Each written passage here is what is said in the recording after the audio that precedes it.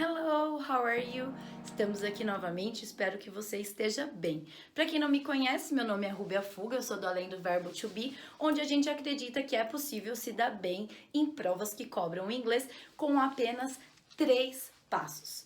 E hoje eu vou analisar uma questão da CESP. Sábado passado a gente já analisou, que pediram as dicas do grifar, que é muito importante. Acredito eu que com essa dica do grifar, você vai conseguir construir vocabulários novos de uma maneira tranquila, de uma maneira contextualizada com o seu planejamento e rotina de estudos. Então hoje eu resolvi trazer mais uma questão da CESP, ainda mais que a prova da PCDF está se aproximando e outros editais estão para sair, talvez a CESP seja a banca.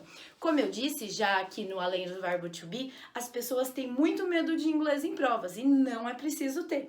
O que você precisa ter é uma rotina de estudos, aumentar o seu vocabulário, para no dia da prova você ao menos tentar. Se a sua banca for CESP, nem pense em deixar em branco sem ao menos ler e aplicar os 3 passos que eu falo aqui. Tem material lá no Instagram do Além do Verbo to Be, nos destaques Reading e 3 passos, você tem todas essas dicas. Então, vamos voltar para essa análise.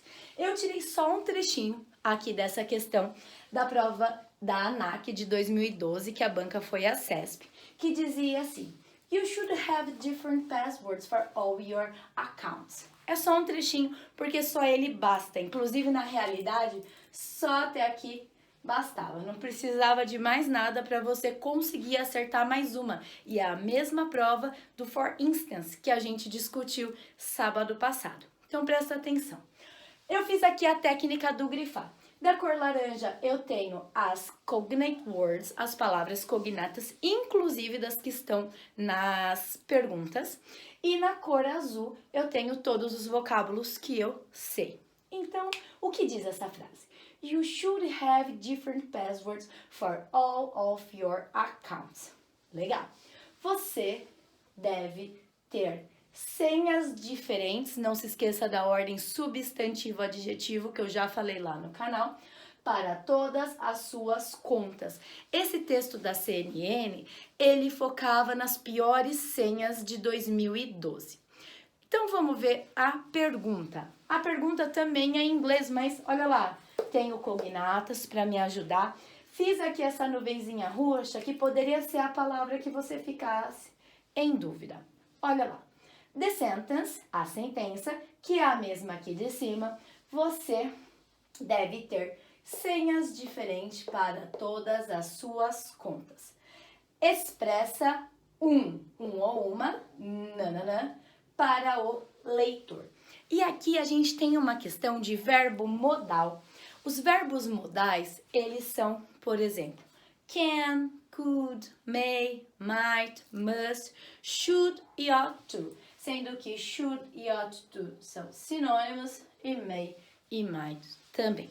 E o que são esses verbos modais? E é muito importante estudar. Se por um acaso você já adquiriu um dos meus livros que fala sobre inglês para concurso público ou inglês para Enem vestibular, lá vem um bônus maravilhoso que faz um resumo muito prático dos tempos verbais, advérbios, adjetivos, substantivos, itens muito importantes que com a minha vivência em sala de aula, analisando os vestibulares, os concursos públicos que vieram acontecendo ao longo dos anos, eu percebi que é bem cobrado. Então, verbos modais está no material bônus, vou deixar a descrição aqui caso você se interessou pelo material. Verbos modais, eles não fazem função sozinhos. Então, por exemplo, esse should, ele não faria sentido algum se ele não viesse grudado a um verbo. E esse verbo, pessoal, é sempre um verbo na primeira coluna. A gente chama carinhosamente ela de primeira coluna, porque em inglês a gente tem 3 conjugações do verbo, primeira, segunda e terceira, mas elas têm nome. A primeira chama infinitive, verbos no infinitivo. Então, os verbos modais, eles são ligados a um verbo no infinitivo sem to.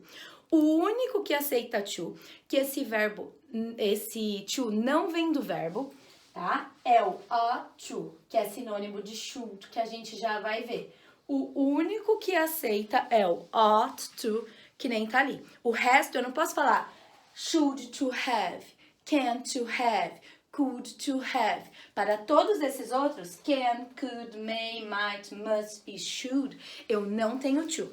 Esse to que tem no ought to não está vindo do verbo, está vindo do próprio ought. E aí você tem que lembrar disso. Esses verbos modais, o que eles fazem? Eles são modais, então eles se ligam a um verbo de ação que podem dar, expressar capacidade, habilidade, possibilidade, obrigação. E aí eu aconselho você dar uma revisadinha nisso, mas o should, ele indica um advice. E o que é um advice? Advice é conselho. Então vamos ver se essa questão da CESP estaria certa ou errada? Olha lá, a sentença, você deveria, aqui é o deveria. Você deveria ter senhas diferentes para todas as suas contas. Esse deveria da sentença expressa um conselho ao leitor, a quem lê esse artigo? Sim, essa questão da CESP está certa. Então, verbos modais é algo muito importante para você dar uma revisada. A gente vai ter vários conteúdos. Se você quiser que eu faça um vídeo sobre verbos modais, escreva aqui nos comentários ou manda um DM para mim lá no Instagram ou via Facebook Inbox ou público também em algum comentário, não tem problema, que a gente vai fazer o melhor para você. Enquanto isso, se você gostou desse conteúdo e fala, nossa, quero dar uma olhadinha nesse material, corre, os links estão aqui, tem lá no Insta, no link da bio também, e adquira o seu e-book para arrasar e dominar os 3 passos. Tá com valor promocional e vem com esse material bônus de revisão gramatical, classes de palavras, falsas cognatas, que você vai adorar e, não se preocupe, inglês não é para deixar em branco, pelo amor de Deus, não é para chutar, dá para tentar. Nessa questão, são 5 perguntas, você já garantiu 2, você já conseguiu 40% da parte de inglês, certo? Espero que vocês tenham gostado e a gente se encontra por aqui qualquer dia. Bye, bye!